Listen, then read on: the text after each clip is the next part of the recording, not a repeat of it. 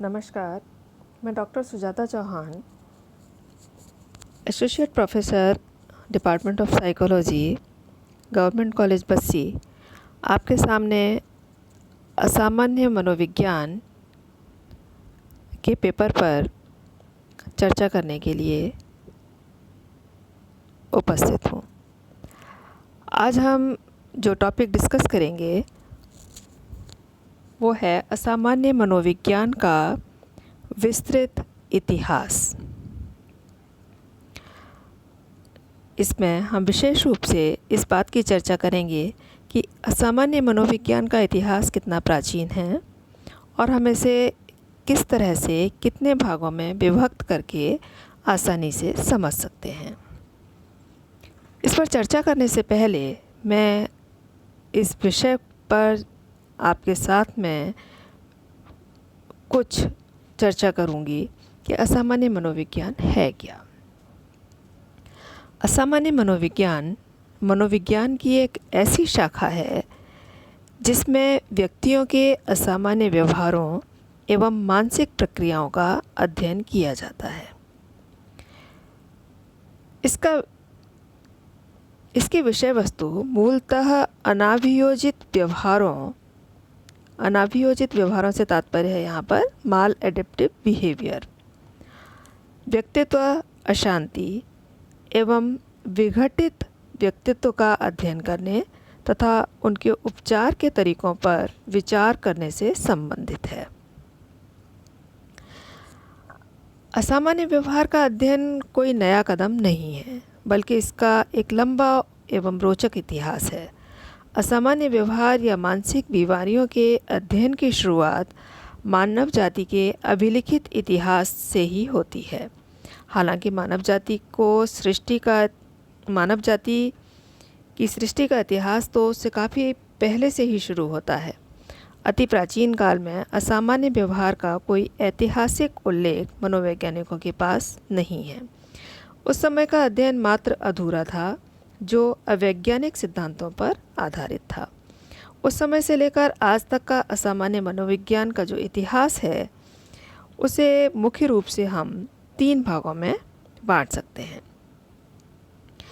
ये जो हम असामान्य मनोविज्ञान के इतिहास को मुख्य रूप से 3 भागों में बांट रहे हैं, ये विभाजन किशकर के द्वारा किया गया है। किशकर ने असामान्य मनोविज्ञान के इतिहास को मुख्य रूप से 3 प्रमुख भागों में बांटा है। इन्हें हम इस रूप में समझ सकते हैं। पहला है पूर्व वैज्ञानिक काल, या जिसे हम कह सकते हैं प्री साइंटिफिक पीरियड। इसका समय है पुरातन समय से लेकर के 1800 AD तक। सेकंड नंबर पर आधुनिक उद्भव, जिसे हम कह सकते हैं modern origin of abnormal psychology. ये 1801 से लेकर के 1950 तक का समय है। और जो थर्ड क्लासिफिकेशन है वो है आधुनिक असामान्य मनोविज्ञान या एबनॉर्मल साइकोलॉजी टुडे, और इसका समय है 1951 से लेकर के आज तक। इन तीनों ही कालों में असामान्य व्यवहारों का अध्ययन भिन्न भिन्न दृष्टिकोणों से किया गया है। सबसे पहले हम लेते हैं प्री साइंटिफिक पीरियड को, या पूर्व वैज्ञानिक काल को। इस काल को अगर हम देखें तो इस काल में मानसिक रोगियों एवं उनके उपचार के बारे में चिकित्सकों एवं आम लोगों के विचारों में एक अजीब उतार चढ़ाव देखने को मिलता है। इस उतार चढ़ाव की स्थिति को हम मुख्य रूप से निम्नलिखित 4 भागों में बांट सकते हैं, जिनका आगे वर्णन किया गया है।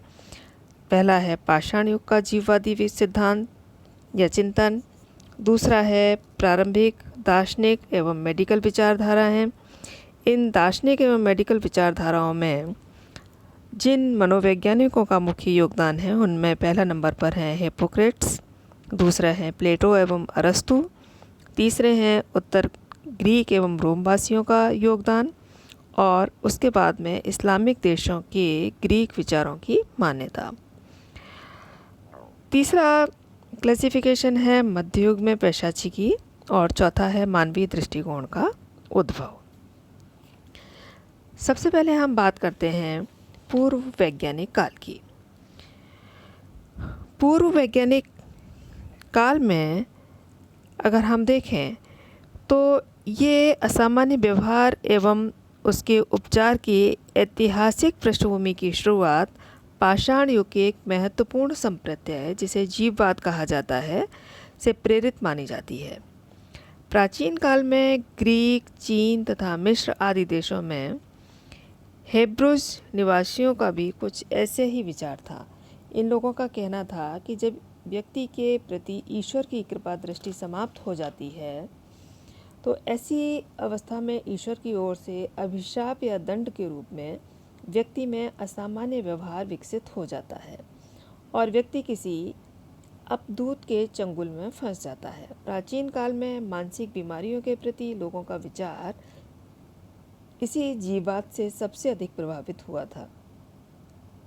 जीववाद की विचारधारा के अनुसार संसार की प्रत्येक वस्तु जैसे हवा, पानी, पेड़ पौधे, पत्थर आदि के भीतर कोई अलौकिक जीव होता है और इन सभी वस्तुओं में गति इसलिए होती है क्योंकि उनके भीतर कुछ अलौकिक प्राणी या देवता का वास होता है।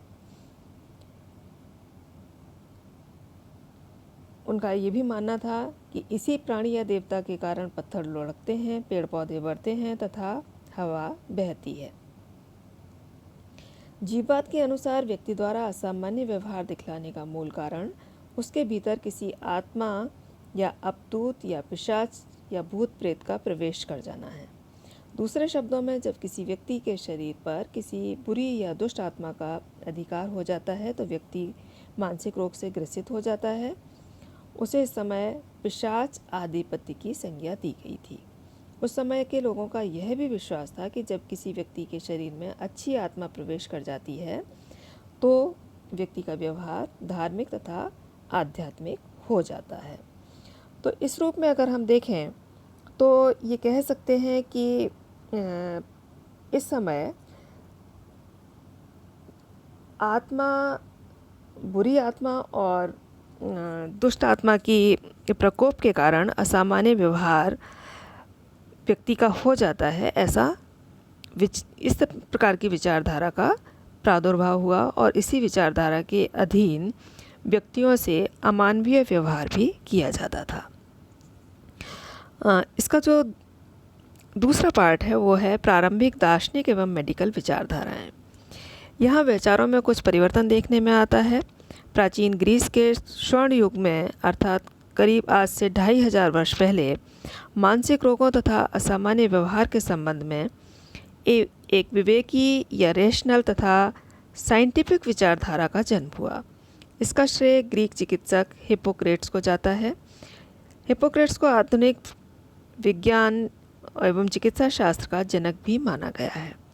मानसिक रोगों के संबंध में हिप्पोक्रेट्स ने एक क्रांतिकारी विचारधारा व्यक्त करते हुए कहा कि मानसिक रोग या शारीरिक रोग की उत्पत्ति कुछ स्वाभाविक कारणों से होती है, न कि शरीर के अंदर बुरी आत्मा के प्रवेश कर जाने से या देवी देवताओं के प्रकोप से, जैसा कि पहले समझा जाता था। हिप्पोक्रेट्स की इस विचारधारा को प्रकृतिवाद कहा गया, जो स्पष्टतः जीववाद की विचारधाराओं के प्रतिकूल था। इन प्रारंभिक दार्शनिक एवं मेडिकल विचारधाराओं को अग्रलिखित 4 भागों में बांटा गया है। पहला, हिप्पोक्रेट्स का योगदान, जैसा कि मैंने अभी बताया आपको कि इनका कहना था कि शारीरिक रोगियों के समान मानसिक रोगियों को भी मानवीय देखभाल की आवश्यकता है और उन्होंने इस आवश्यकता पर काफ़ी बल दिया। उनका विचार था कि सभी बौद्धिक क्रियाओं का केंद्रीय अंग जो है वो मस्तिष्क होता है और इस तरह से मानसिक बीमारियों का मूल कारण भी मस्तिष्कीय विकृतियां हैं। उन्होंने इस प्रकार की विकृतियों को मूलतः 3 श्रेणियों में बांटा। पहला उन्माद, दूसरा विषाद और तीसरा उन्मत्तता। उन्होंने प्रत्येक मानसिक रोग का एक नैदानिक चित्रण भी किया, जिसके आधार पर मानसिक रोगियों के निरीक्षण से प्राप्त नैदानिक अनुभव था। उन्होंने इसके विषय में स्वप्न की भूमिका को भी महत्वपूर्ण माना तथा वंशानुक्रम और पूर्ववृत्ति या प्री डिस्पोजिशन की महत्ता को बतलाते हुए स्पष्ट किया कि मस्तिष्क में आघात होने से व्यक्ति में संवेदी तथा पेशीय कार्यों से संबंधित बीमारियां उत्पन्न हो सकती हैं, लेकिन इसका ये कारण कतई नहीं है कि पर्यावरणीय कारकों का प्रभाव को हम नकार दें या पर्यावरणीय कारकों के प्रभाव को हम बेकार समझें। साथ ही उन्होंने यह भी कहा कि हमारे शरीर में जो प्रमुख पित्त जैसे काला पित्त, पीला पित्त तथा श्लेष्मा आदि का अनुपात यदि असंतुलित हो जाता है तो इससे भी मानसिक रोग उत्पन्न हो जाते हैं। हिप्पोक्रेट्स के योगदान के बाद में आता है प्लेटो एवं अरस्तु का योगदान। इनका योगदान भी अपने आप में बहुत ही महत्वपूर्ण योगदान माना गया है। प्लेटो का विचार था कि चूँकि ऐसे मानसिक रोगी अपने अपराधजन्य क्रियाओं के लिए प्रत्यक्ष रूप से जिम्मेदार नहीं होते हैं, अतः उन्हें सामान्य अपराधियों के समान दंडित नहीं किया जाना चाहिए, क्योंकि उनका मानना था कि इस प्रकार के जो रोगी हैं उनका अपने मस्तिष्क पर अंकुश नहीं है और वे क्योंकि अपनी इच्छा से इस तरह के सामाजिक कार्य नहीं कर रहे हैं, इसलिए इनके अपराध को भी सामान्य अपराधियों के या जो आप सोच विचार करके अपराध कर रहे हैं उस तरह के अपराध की श्रेणी में नहीं रखा जाना चाहिए और इनके प्रति मानवीय दृष्टिकोण अपनाने की आवश्यकता है और उनके सगे संबंधियों के द्वारा उनके ऊपर निगरानी रखे जाने की भी आवश्यकता है। अगला है उत्तर ग्रीक एवं रोमवासियों का योगदान। प्लेटो एवं अरस्तु के योगदान के बाद में हम देखते हैं कि ग्रीक एवं रोमन चिकित्सक मानसिक रोगियों एवं असामान्य व्यवहारों के अध्ययन में उनके द्वारा बतलाए गए मार्ग का अनुसरण करते रहे। विशेष करके अगर मिस्र में देखा जाए तो चिकित्सा विज्ञान के क्षेत्र में काफ़ी प्रगति हुई और वहाँ के अनेक मंदिरों एवं गिरजाघरों को प्रथम दर्जे के आरोग्यशाला में बदल दिया गया। आरोग्यशाला मीन्स सैनिटोरियम, जहाँ पर कि व्यक्ति स्वास्थ्य लाभ कर सकता है और उन्होंने यहाँ पर एक सुखद, मनोरम एवं आनंददायक वातावरण में मानसिक रोगियों को रखने के विशेष प्रावधान किए। इन आरोग्यशालाओं में रोगियों को अक्सर भिन्न भिन्न क्रियाओं जैसे नाच, गाना, संगीत और फूलों की क्यारियों में घूमना फिरना, ये सभी प्रक्रियाएं इसमें शामिल थीं। इस समय के चिकित्सकों द्वारा उपचार के कुछ अन्य साधन जैसे कसरत किया जाना, शिक्षा, जल चिकित्सा, अल्प भोजन तथा कुछ असाधारण परिस्थिति में शरीर से खून बहा देना, यांत्रिक दबाव आदि का भी उपयोग किया जाता था। नेक्स्ट है इस्लामिक देशों के ग्रीक विचारों की मान्यता। उत्तर मध्य युग के दौरान कुछ इस्लामिक देशों में पहले के ग्रीक चिकित्सकों के विचारों का प्रभाव बना रहा। बगदाद में 792 एडी में पहला मानसिक चिकित्सालय खोला गया और फिर ऐसा ही अस्पताल दमास्कस एवं एलेपो में भी खोला गया। इन मानसिक अस्पतालों में रोगियों के साथ मानवीय व्यवहार करने तथा उपचार के मानवीय ढंगों पर अधिक बल डाला गया। इस्लामिक चिकित्सा विज्ञान में सबसे प्रमुख चिकित्सक एवेसेना हैं, जिन्हें चिकित्सकों का राजकुमार भी कहा जाता है। इसके बाद जो तीसरा युग कहा जाता है वो कहा जाता है मध्य युग में पैशाची की।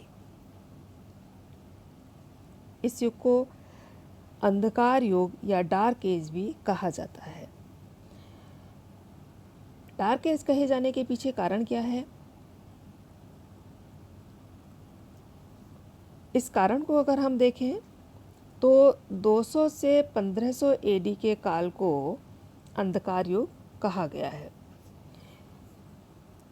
अंधकार युग तथा मध्य युग में मानसिक रोगों के प्रति करीब करीब एक ही समान के विचार थे। अंधकार युग की शुरुआत ग्रीक एवं रोमन सभ्यता के सूर्यास्त एवं ईसाइयत के सूर्योदय से होती है। इस अवधि में एक बार फिर मानसिक रोग शैतानी शक्तियों एवं ईश्वरीय या दैविक प्रकोप का संगम स्थान बन गया। इस समय के चिकित्सकों एवं सामान्य लोगों के द्वारा यह बात भी फिर से प्रचारित की गई कि जिस व्यक्ति के ऊपर बुरी आत्मा या शैतान प्रवेश कर जाता है, उस व्यक्ति का व्यवहार असामान्य, अपवित्र एवं असंगत हो जाता है, जिसे हम मानसिक रोग या अस्वस्थता की अवस्था कह सकते हैं। शायद यही कारण है कि इस अवधि को मनोवैज्ञानिकों ने अंधकार युग का नाम दिया। इस अंधकार युग के बाद में फिर इसमें थोड़ा सा परिवर्तन हुआ और मानवीय दृष्टिकोण का उद्भव हुआ, जिसे हमने नंबर 4 पर रखा है। अब ये मानवीय दृष्टिकोण क्या है? असामान्य व्यवहार के संबंध में एक मानवीय दृष्टिकोण जैसे सिद्धांत का इस समय प्रादुर्भाव हुआ।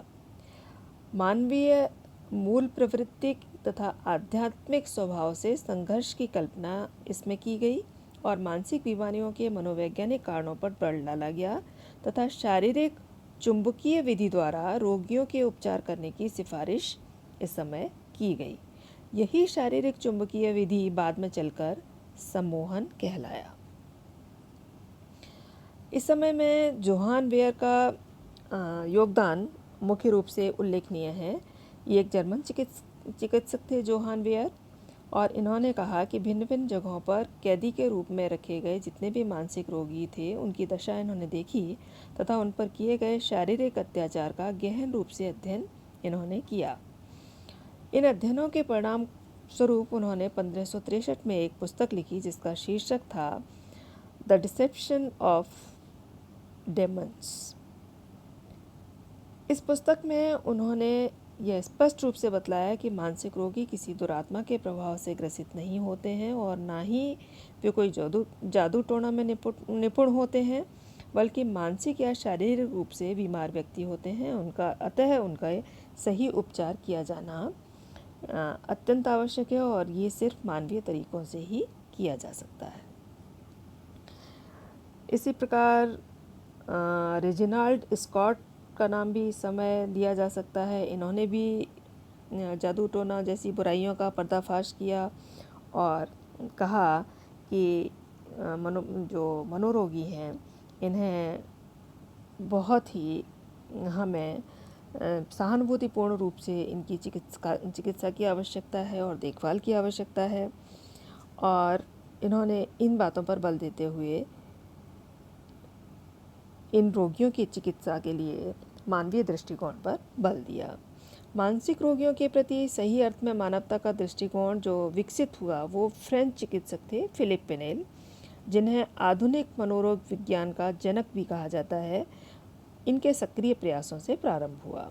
1792 में जब फ्रेंच क्रांति का पहला चरण समाप्त हुआ तो पिनेल को पेरिस के मानसिक अस्पताल ला विस्ट्रे का प्रभारी बनाया गया और पद ग्रहण करने के बाद उन्होंने सबसे पहला कदम अस्पताल के मानसिक रोगियों को लोहे की जंजीरों से मुक्त करके उनके साथ मानवीय व्यवहार करने का आदेश दिया तथा उन्हें हवा एवं रोशनी से पर्याप्त कमरों में रखने का भी उन्होंने आदेश जारी किया। इस प्रकार से मानवीय दृष्टिकोण विकसित हुआ और मानसिक रोगियों के साथ में मानवीय दृष्टिकोण को अपनाते हुए व्यवहार किया जाने लगा। पूर्व वैज्ञानिक काल के बाद में जो दूसरा भाग है उसे हम कह सकते हैं असामान्य मनोविज्ञान का आधुनिक उद्भव या modern origin of abnormal psychology, जिसे कि मैंने आपको बताया था कि 1801 से लेकर के 1950 तक हम का समय जो है उसे इस भाग में रख सकते हैं। ये वो समय था जब आधुनिक जो मनोविज्ञान है उसके एक तरह से उद्भव का युग इसे हम कह सकते हैं। पिनेल एवं टर्क द्वारा की गई मानवीय उपचार विधियों ने असामान्य मनोविज्ञान के इतिहास में पूरे संसार में एक हलचल सी मचा दी। अमेरिका में इस हलचल की अभिव्यक्ति बेंजामिन रश के कार्यों द्वारा होती है। इन्होंने पेंसिल्वानिया अस्पताल में कार्य शुरू किया और मानसिक रोगियों को मानवीय उपचार करने के ख्याल से एक अलग रोगी कक्ष तैयार करवाया जहां उनके मनोरंजन के तरह तरह के साधन उपलब्ध कराए गए और उन्हें रुचिकर कार्यों के लिए प्रेरित किया गया। इसी संदर्भ में अगर हम देखें तो पेनेलोपा टर्क के बाद में, बेंजामिन रश के बाद में नाम आता है डोरोथिया डिक्स का। अमेरिका में 19वीं शताब्दी के प्रारंभ में एक विशेष आंदोलन की शुरुआत एक महिला स्कूल शिक्षिका डोरोथिया डिक्स के द्वारा की गई और इस आंदोलन का नाम मानसिक स्वास्थ्य विज्ञान आंदोलन रखा गया, जिसके अंदर मानसिक रोगियों के प्रति हर मानवीय प्रयासों को सम्मिलित किया गया। इस ढंग का मानवीय दृष्टिकोण यूरोप में 18वीं शताब्दी के कुछ अंतिम वर्षों से ही प्रारंभ हो गया था, परंतु अमेरिका में इसकी शुरुआत 19वीं शताब्दी के प्रारंभिक वर्षों में हुई। इस आंदोलन ने मानसिक रोगियों को बंधन मुक्त कर दिया तथा उन्हें ऐसे रोगी कक्ष में रखा गया जहां धूप एवं हवा की प्रचुरता हो। मानसिक रोगियों के उपचार के संबंध में डोरोथिया डिक्स का योगदान बहुत ही महत्वपूर्ण माना जाता है। इसी काल में फ्रांस, जर्मनी तथा ऑस्ट्रिया में भी असामान्य मनोविज्ञान के क्षेत्र में महत्वपूर्ण कार्य किए गए। जहाँ तक फ्रांस में ऐसे कार्यों का प्रश्न है, एंटोन मेस्मर का नाम सबसे पहले और महत्वपूर्ण माना जाता है। इन्होंने फ्रांस के पेरिस शहर में पशु चुंबकत्व पर कार्य करके लोगों को चकित कर दिया। इसमें वे रोगियों में बेहोशी जैसी मानसिक स्थिति उत्पन्न कर देते थे। इस प्रविधि को मेस्मरिज्म की संज्ञा भी दी गई और इसे ही बाद में सम्मोहन की संज्ञा भी दी गई। तो मेस्मर का जो कार्य है, समय योगदान है, उसे महत्वपूर्ण योगदान के रूप में देखा जाता है। इसके बाद हम बात करते हैं शार्को की। विलियम प्रेसिंगर का नाम भी इसी में आता है। शार्को का जो सबसे महत्वपूर्ण योगदान पेरिस के एक नामी शिक्षक थे, इनके रूप में रहा, जिनका कार्य कुछ छात्रों को जो बाद में मनोविज्ञान एवं मनोरोग विज्ञान में महत्वपूर्ण व्यक्ति हुए को प्रशिक्षित करने का था। इनमें दो छात्रों का नाम मुख्य रूप से उल्लेखनीय है, जिनमें पहला नाम है सिगमंड फ्राइड, जो वियना में शार्को से शिक्षा प्राप्त करने आए थे, तथा दूसरा नाम है पायरे जेनेट का, जो पेरिस के ही थे। अपनी मृत्यु से 3 वर्ष पहले शार्को ने जेनेट को अस्पताल का निदेशक बनाया, जिन्होंने सफलतापूर्वक अपने गुरुदेव के कार्यों को आगे बढ़ाया। जेनेट का सबसे महत्वपूर्ण योगदान मनोस्नायु विकृति में मनोविच्छेद के महत्व को अलग से बताना था। इसके बाद में नाम आता है विलियम ग्रेसिंगर का। इन्होंने एक पुस्तक प्रकाशित की और जिसमें उन्होंने दृढ़तापूर्वक ये बतलाया कि मानसिक रोगों का कारण दैहिक ही होता है और दैहिक के साथ ही इसमें मानसिक लक्षण भी माने जाते हैं और मानसिक लक्षणों को उन्होंने अलग अलग प्रकारों में बांटा और प्रत्येक वर्ग के रोग के लिए उन्होंने उसके प्रमुख लक्षणों तथा उत्पत्ति के कारणों का विस्तृत वर्णन भी किया। 19वीं शताब्दी के उत्तरार्ध में ऑस्ट्रिया में सिगमंड फ्राइड के द्वारा, जो एक महत्वपूर्ण तंत्रिका विज्ञानी तथा मनोरोग विज्ञानी थे, महत्वपूर्ण कार्य किया गया। फ्राइड पहले ऐसे मनोरोग विज्ञानी थे जिन्होंने मानसिक रोगों के कारणों की व्याख्या करने में दैहिक कारकों के महत्व को कम करके मनोवैज्ञानिक कारकों के महत्व को अधिक ऊंचा बताया। उनका कहना था कि असामान्य मनोविज्ञान के क्षेत्र में फ्राइड ने मुक्त साहचर्य विधि, अचेतन, स्वप्न विश्लेषण, मनोलैंगिक सिद्धांत, मनोरचनाएं आदि का भी विकास किया और उनका ये योगदान एक महत्वपूर्ण योगदान के रूप में देखा जाता है। इन्होंने एक पुस्तक की भी रचना की। इस पुस्तक का नाम था द इंटरप्रिटेशन ऑफ ड्रीम, जिसके आधार पर उन्होंने स्वप्न के विश्लेषण के आधार पर बहुत सारी चीज़ों को की व्याख्या करने की कोशिश की, प्रयास किया। इसके साथ ही Alfred Adler, Carl Jung, Adolf Meyer, Rennie, इन सभी का योगदान भी बहुत अधिक महत्वपूर्ण माना जाता है। कार्ल यूंग ने विशेष योगदान विश्लेषणात्मक मनोविज्ञान के संदर्भ में था। एल्फ्रेड एडलर ने वैयक्तिक मनोविज्ञान पर विशेष रूप से कार्य किया। एडोल्फ मेयर ने मनोजैविक दृष्टिकोण को अपनाते हुए अपने महत्वपूर्ण योगदान असामान्य मनोविज्ञान में दिया, तथा रेनी ने मनोजैविक सामाजिक सिद्धांत को विकसित किया। इस प्रकार से अगर देखा जाए तो इसमें अनेकों मनोवैज्ञानिकों का योगदान रहा आधुनिक असामान्य मनोविज्ञान के विकास में।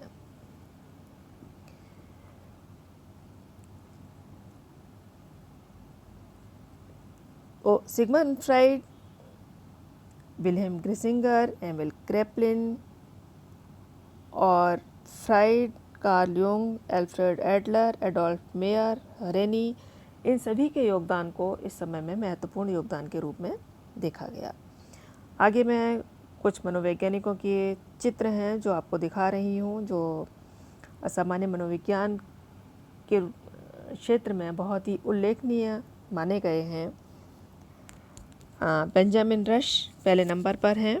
डोरोथिया डिक्स, जिनकी चर्चा मैंने अभी आपसे की, सेकंड नंबर पर हैं। एंटोन मेस्मर, ये थर्ड नंबर पर हैं। उसके बाद में अगर देखें तो मार्टिन शार्को, जिनके विषय में मैंने ऊपर चर्चा की है आपसे।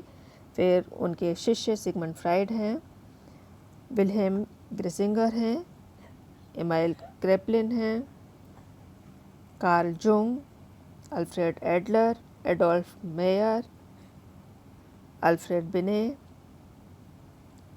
और उसके बाद में William Wundt, Erik Erikson, William James और स्टैनले हॉल। ये सभी वे मनोवैज्ञानिक हैं जिनका मनोविज्ञान के क्षेत्र में बहुत ही महत्वपूर्ण योगदान रहा है। उसके बाद आधुनिक मनोविज्ञान, असामान्य मनोविज्ञान या एबनॉर्मल साइकोलॉजी टुडे, जिसका समय मैंने बताया था आपको 1951 से लेकर के अभी तक, वर्तमान तक। किशकर के अनुसार मानसिक रोगियों के साथ अमानवीय व क्रूरतापूर्ण व्यवहार किया जाता था। फलतः मानसिक अस्पतालों में रोगियों को रखने के प्रति लोगों की मनोवृत्ति नकारात्मक बन गई, और जब अस्पताल में रखने के लिए लोगों की मनोवृत्ति नकारात्मक बन गई, तब ऐसे समय में फिर सामुदायिक मानसिक स्वास्थ्य केंद्रों का प्रारंभ हुआ, और इन स्वास्थ्य केंद्रों में रोगियों को रखा जाने लगा। किशकर ने ऐसे मानसिक अस्पतालों की हालातों का वर्णन करते हुए कहा है कि मानसिक रोगियों को इन अस्पतालों में एक छोटा सा कमरा दिया जाता था और इसमें इन्हें झुंड बनाकर रखा जाता था। ऐसे कमरों में शौचालय नहीं होते थे। धूप और हवा की जो व्यवस्था थी वो भी लगभग ना के बराबर होती थी। इन्हें आधा पेट खाना दिया जाता था। बहुत सारी लड़कियां थीं जिन्हें अस्पताल से बाहर भेज करके उनसे शारीरिक व्यापार भी कराया जाता था। अस्पताल के अधिकारियों द्वारा उनके साथ अत्यंत अमानवीय व्यवहार किया जाता था, गाली गलौज की जाती थी, और ये सभी जो कार्य थे इनको करने में किसी भी व्यक्ति को उनके साथ में किसी प्रकार की कोई हिचक नहीं थी। तो फलतः मानसिक अस्पताल में रोगियों के रखने के प्रति लोगों की मनोवृत्ति खराब हो गई, क्योंकि अस्पताल में उन्हें रखा इस कारण से जाता था कि उनके व्यवहार में, स्वास्थ्य में जो उसका विकास होगा और स्वास्थ्य उनका सही होगा। लेकिन वहाँ जिस तरह का व्यवहार इस तरह के असामान्य रोगियों के साथ किया जाता था, तो लोगों ने असामान्य असामान्य व्यक्तियों से संबंधित अस्पतालों में लोगों को रखना बंद कर दिया। फिर अमेरिका में जब इस तरह के अस्पतालों में लोग मानसिक रोगियों को रखना बंद किया जाने लगा, फिर मानसिक अस्पतालों की जगह सामुदायिक मानसिक स्वास्थ्य केंद्रों की रचना हुई। इन केंद्रों का मुख्य उद्देश्य मानसिक रोगियों को मानवीय ढंग से उत्तम रूप से उपचार करना था। इन केंद्रों द्वारा मूलतः 5 तरह की सेवाएं की जाती हैं। पहला है 24 घंटा आपातकालीन देखभाल, अल्पकालीन अस्पताली सेवा, आंशिक अस्पताली सेवा, बाह्य रोगियों की देखभाल तथा प्रशिक्षण एवं परामर्शन का कार्यक्रम यहाँ विशेष रूप से किया जाता है। अमेरिका एवं कनाडा में ऐसे केंद्रों की संख्या काफ़ी अधिक है जिन्हें अपने कार्य के लिए पर्याप्त सरकारी सहायता मिलती है। अमेरिका एवं कनाडा में आजकल सामुदायिक मानसिक स्वास्थ्य केंद्र का एक नवीनतम रूप, जिसे संकटकालीन हस्तक्षेप केंद्र कहा जाता है, भी विकसित हुआ है। इन केंद्रों का मुख्य उद्देश्य मानसिक रोगियों को तुरंत सहायता पहुंचाना होता है। इन केंद्रों में उपचार के लिए सबसे पहले यह समय निश्चित करके मिलना जरूरी नहीं है तथा सभी वर्ग एवं आय के लोगों की सहायता के लिए तुरंत कदम उठाया जाता है। आजकल एक नए प्रकार का संकटकाल हस्तक्षेप केंद्र भी मानसिक रोगियों के उपचार में कार्यरत देखा गया है। इसे हॉटलाइन दूरभाष केंद्र भी कहा जाता है। इसकी संज्ञा दी गई है, इसे हॉटलाइन दूरभाष केंद्र की संज्ञा दी गई है। ऐसे केंद्रों में चिकित्सक रात या दिन किसी भी समय मात्र दूरभाष से सूचना प्राप्त कर मानसिक रोगियों का उपचार प्रारंभ करने के लिए तत्पर रहते हैं।